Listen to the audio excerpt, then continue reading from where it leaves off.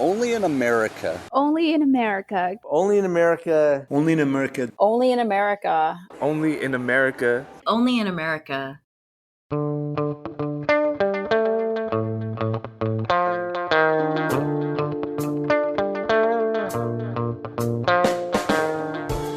This week, how marginalized communities are leveraging their political power this election season, even if they can't vote themselves. The election is not only this amorphous thing on the outside that only belongs in political and electoral conversations, but it's more personal than that. And UWD, we know that for every DACA recipient like myself, we are all connected to 2.5 million US citizens that can take action right now and are equally as concerned about what's going to happen to the DACA program and what's going to happen to the possible deportations of your family members. And I think that grounding this conversation in the things that you love, the people that you care about, and being able to see each other as humans in the context of a larger goal of getting people out to vote, I think is the way that we have seen a lot of progress and outcomes. And we hope, that shows up obviously in November. From the National Immigration Forum, I'm Ali Noorani, and this is Only in America.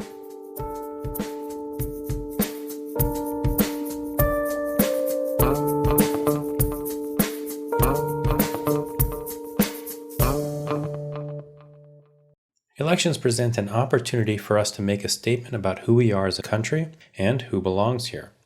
We typically think of this as a two-sided conversation between voters on one hand and the politicians running to represent them on the other. But what about the millions of people whose lives are impacted by our nation's policies, yet they are ineligible to vote? Non-citizens, whether documented or not, do not get a cast of vote in November's presidential election. But that doesn't mean they're not participating in our democracy. Across the country, immigrants and advocates are getting out the vote, calling attention to immigration issues, and, most importantly, emphasizing how much the lives of the U.S. citizen and the undocumented immigrant are connected. When politicians rely on fear and division to scapegoat immigrants for economic or social issues, it's not just the most vulnerable that suffer. It's the nation that suffers, as well as the local communities that immigrants support through the economic and social contributions that they make every day. This week, I've been reading Pope Francis's encyclical letter, Fratelli Tutti, or All Brothers. It's a remarkable document that speaks to the pressing issues of our time: racial and ethnic divisions, the growth of populism, the importance of faith, our political divisions.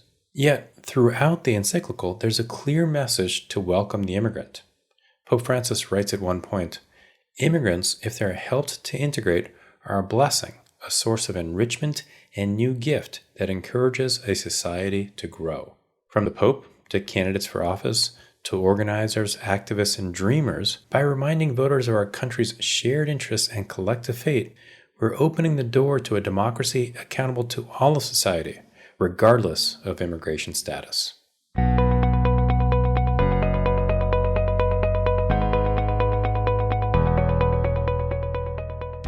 Looking for more in-depth conversations on immigration?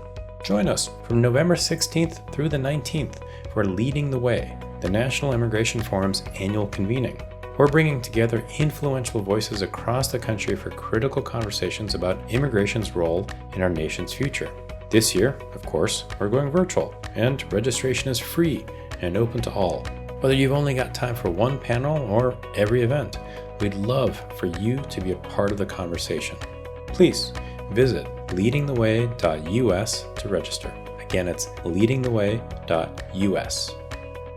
Support for the National Immigration Forum comes from the Carnegie Corporation of New York, supporting innovations in education, democratic engagement, and strengthening international peace and security. And from Humanity United. When humanity is united, we can bring a powerful force for human dignity.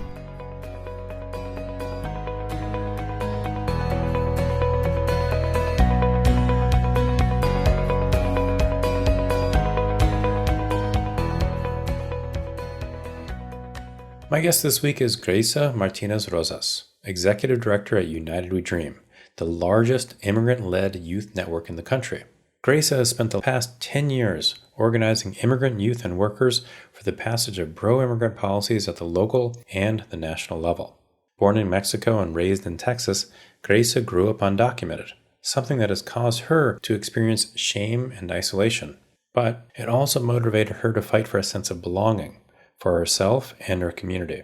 Despite a lack of citizenship, nothing was stopping Greisa from building collective power and large-scale advocacy. I've known Greisa since she first came on the scene in Washington, D.C. She's a wicked smart organizer, a powerful leader, and, well, my favorite part, someone who also enjoys some good barbecue and a good cold beer. Greisa and I spoke about transforming shame into power, the power of organizing, and her vision for United We Dream going forward. First of all, congratulations on your new role as Executive Director of United We Dream. Thank you. Thanks for having me. It's an exciting time. So tell me a little bit about yourself first. Where were you born? How do you find yourself in this incredibly important role? Give me the story of Greisa real quick. Well, I was born in Hidalgo, Mexico, which is a central part of the country, and came to the U.S. at a very young age. My family and I grew up in Dallas, Texas. So, this is where my love for Texas barbecue and beer comes. And, which we share. I know, Ali. Yes. We should have done this darn thing over barbecue and beer, darn it. Next time. I really come into this work as someone that grew up deeply, deeply ashamed of being undocumented. Like, I've always known that I was undocumented. I remember a story when I was in sixth grade, like really feeling like I wanted to win this award that was for like the best sixth grader. But in my mind, sort of making the calculation about if I brought this amount of exposure to my family, which was, like a school assembly, like, will they ask questions about our undocumented status? And so I think for me, being able to find United We Dream in an immigrant youth movement where I found my voice, where my shame was being able to be transformed into power, where I can say that I'm undocumented and unafraid, really comes from growing up in a state full of Latinos and people of color and feeling like there needed to be a different reality than the one that I was living,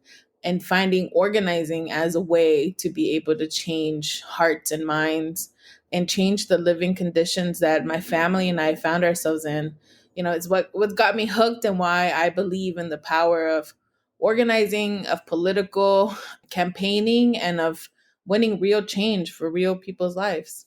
But you said something really important there that, we have this luxury of and honor of talking to just a wide range of people, from conservative to progressive. And there's this kind of recurring theme of feeling lonely in terms of whether you want to express your identity as undocumented or you want to buck your social network and say, okay, I'm a conservative, but I believe we should be more constructive on immigration. But, I never thought about organizing as a way to kind of get past loneliness.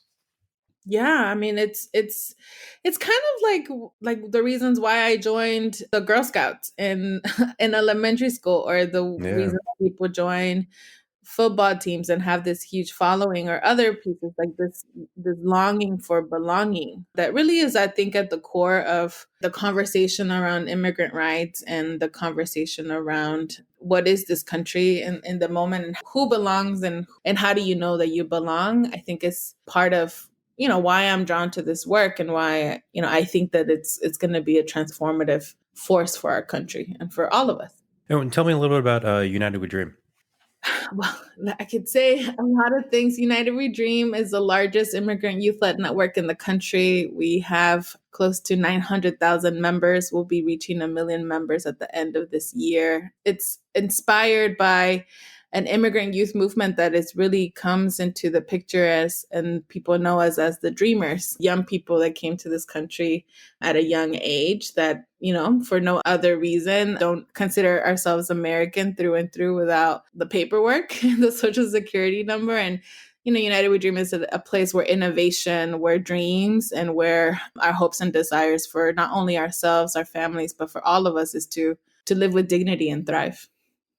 So United We Dream as an organization, I've been lucky enough to kind of see it from afar in terms of its growth. Tell me a little bit about the organization's kind of developing strategy and approach to civic engagement. For us, we started this work by coming into a legislative campaign in 2010 for the DREAM Act, which is this bill in the Senate that would allow for undocumented young people like myself to become citizens. And, it was easy enough when we first started, like just go to DC. Then we all saw Schoolhouse Rock, how a bill becomes a law, like just get it done. And, will we go back home and be like fine and merry?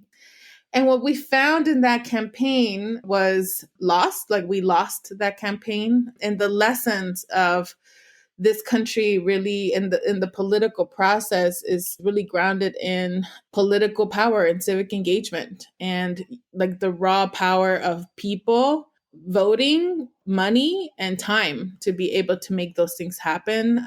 And so I think that we were able to leverage that loss in 2010 into putting these lessons into action, and eventually winning deferred action for childhood arrivals. And part of that was like by focusing and solidifying our power with the Latinx or Latino electorate across the country, and being able to force a decision from President Obama to use his executive power to protect us from deportation. And so I think from then on, United We Dream has seen our goal as building independent political power that is accountable to changing the lives meaningfully of people, immigrants, young people of color, and being able to do that by like having conversations with people, by sharing our stories, by building connections, and then leveraging both an inside and outside power to make sure that we're advancing our goals. And to be honest, a lot of us started out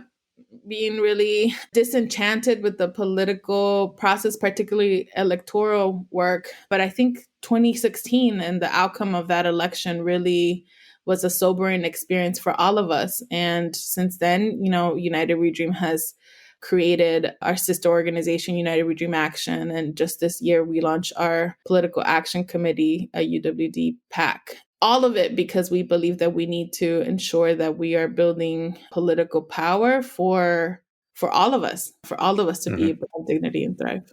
So then tell me a little bit about, my mind has been very fixated on, how do you persuade somebody to think differently about immigration, but then ultimately, how do you mobilize them to take action? Right. And, and that could be, across the partisan spectrum, but to take constructive action. Can you kind of walk me through how you all think about that, going from engagement to persuasion to mobilization through the lens of a dreamer?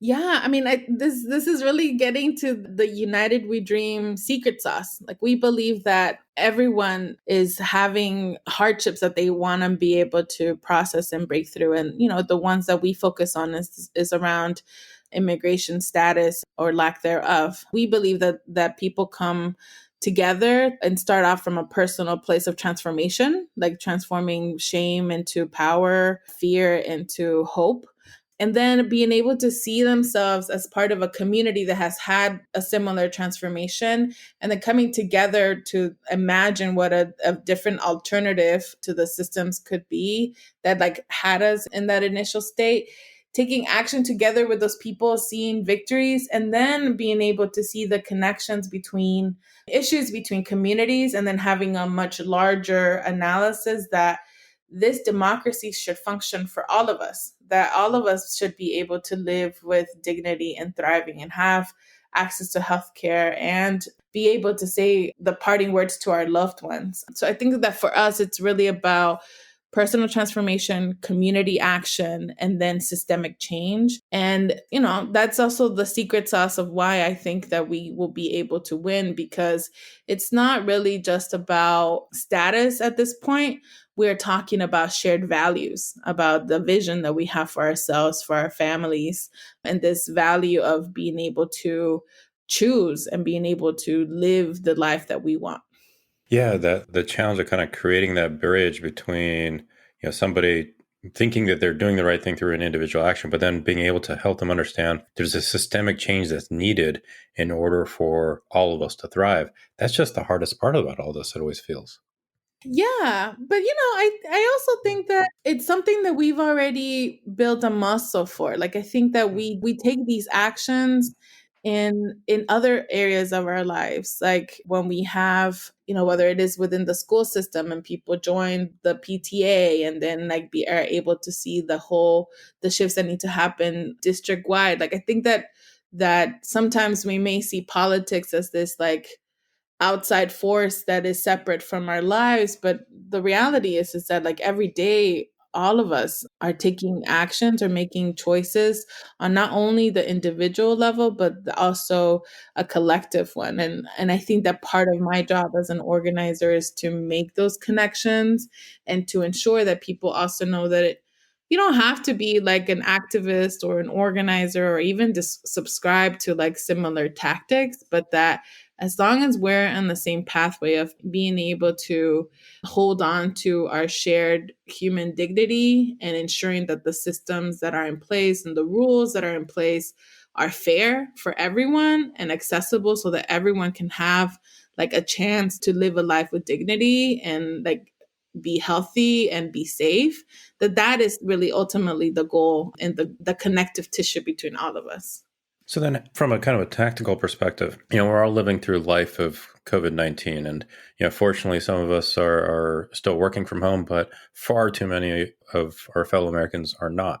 They're not able to work or they have to go to their jobs. But from a tactical perspective, how do you have these conversations? How do you create this sense of civic engagement in the reality that we're living right now and where you can't do big events? I think that obviously like the tactics on how to be able to come together as a community, like all have to shift it. I can't even say how much respect I have for both the educators and the parents that have to now face this whole new world about teaching school through Zoom in this moment. And I think that though those things are very different now, the basic pieces around shared responsibility for the education of the next generation, for the need to have connection and why, Zoom is like important to be able to see each other's faces and the need to have like checking in on one another, those that transcends sometimes tactics. So for instance, at United We Dream, we have been driving through the pandemic a census campaign that like is really around the theme of like we all count. And as COVID sort of was rising at the beginning of the year, we had to quickly shift our script because in the middle of it, people don't want to be getting a call about like, what are you doing about your census? And part of the conversation was like just checking in on people, like, how are you? Like, how's your family doing? Anything that we can do to help you. And, being able to ground that in like just human connection and empathy and care for one another, like it just feels like one just human decency in the middle of all of this, as well as like it allowed us to reach 22.5 million Latinos across the country and being able to have these like meaningful conversations with people. And then, even it increased our ability to get pledges for people to like take the census. And, it was a byproduct of the conversation, but not like the specific focus. And so as we look to the election, United We Dream has been doing outreach to voters in this moment. And, it's a difficult time to be doing civic engagement in that way because we're all holding so much at the same time, like concern about our health, concern about the education of our children, concern about what's happening to this conversation around race in this country and the uprisings that have inspired us all and have also raised questions for us all. It is important for us to be able to also make connections with people on the phone about how the election is not only this amorphous thing on the outside that like only belongs in political and electoral conversations, but it's more personal than that. And, UWD, we know that for every DACA recipient like myself, we are all connected to 2.5 million US citizens that can take action right now and are equally as concerned about what's going to happen to the DACA program and what's going to happen to the possible deportations of your family members. And I think that grounding this conversation in the things that you love, the people that you care about, and being able to see each other as humans in the context of a larger goal of getting people out to vote, I think is the way that we have seen a lot of progress and outcomes. And we hope, that shows up obviously in November. Yeah, so when you read the polls these days or read the news about the polls, there's just like every electoral cycle, there's this question of, okay, what are Latino voters going to do? Are they going to turn out? How do you respond to this sense from political pundits that, the Latino electorate is not engaged and doesn't care about the election? One, I think it's important to really ground that conversation with the understanding that Latinos are not like a monolithic community. Like we see each other across, like we differ in race and class and like even the way that we like enter the conversation around politics. I do think that the thing that is uniting Latinos and is activating them, and we saw this actually with the rise in the campaign of Bernie Sanders, is that people just want to be like engaged, people want to be in the mix of the conversation. And when you invest in those pieces, then like Latinos and actually any part of the coalition of to win like shows up. And like, I think that was super clear in the outcomes of some of the turnout in the primaries. I do think though that it's important to also ground this conversation on the right message to make sure that like we are mobilizing each other and really getting to the core of the problem or the issue. And what we found is that people understand, and more than understand, they have felt what it's like to be seen as second class or less than by a system that is put into place to benefit not the working class, not the people that like my dad had to wake up at 5 a.m. and drank his coffee and stretched his body to the limits to make sure that he provided for his family, but that the system is set up to benefit those that are billionaires and multimillionaires without sometimes regard to our ability to all have access to healthcare, to be able to have access to clean air and water, and that people are actually like benefiting economically by our inability to have access to those things. And so when we think about the energy behind like engagement of Latinos or the Black electorate or any working class people, is being able to tell the story of what's actually happening, that we can together like create the country that we all deserve, and that there is a way that we can change the system as long as we have a shared analysis about what is really at the core of this, which is there are some of us that are getting more breaks than all of us, and that's not fair. And we need to change that. Absolutely. So, you're new in this role, but you've been with United We Dream for a number of years. But as executive director, you fill the shoes of some pretty remarkable Latinas who have led the organization. So what's your vision for United We Dream for the next 5 years? I think that I see people being able to, like a generation of young people that are facing crises, not of our own doing, whether it's like student loan debt, whether it's this immigration enforcement in our communities. And so the vision of us is to be able to overcome these challenges by pulling together, no matter our race or ethnicity, but being able to unite us in ensuring that we have the right politicians that are accountable to our communities, that like do away with division and do away with blaming of each other, of different groups, where we have an economy that like serves all of us, and where we have young people and the people leading the like either the change at the state or federal level be really at the core of shaping this country in the way that we all want it to be. I know that at United We Dream, we believe that those closest to the pain are also closest to the solutions, innovations, and breakthroughs, and ensuring that, part of our vision is ensuring that all working families have access to the things that we deserve to live a dignified life. Like that's, we come at it from an immigrant lens, but that ultimately is the work that we're doing. And so we will be growing in number. As I shared, we're going to be in 1 million members at the end of the year. We're going to be growing in political reach and responsibility and winning. Since 2010, we haven't passed the DREAM Act or any legislation that gives permanent protection for people. And Ali, I'm ready to celebrate that with you and with millions of others. It would be very nice to get some wins, right? So last question for you. The name of the podcast is Only in America. So my request, if you will, is just to finish this sentence. Only in America, ... Only in America. can we ensure that our dreams are fulfilled? And yeah, only in America can the dreams of my mom and my dad, Luis and Elia Rosas, become a reality through me and through my family. And I'm ready and committed to making sure that that happens. Fabulous. Hey, thank you, Greisa. Next time, we're going to do this over beer and barbecue. In fact, we'll just start a podcast, Beer and Barbecue. Greisa and Ali. I'm in.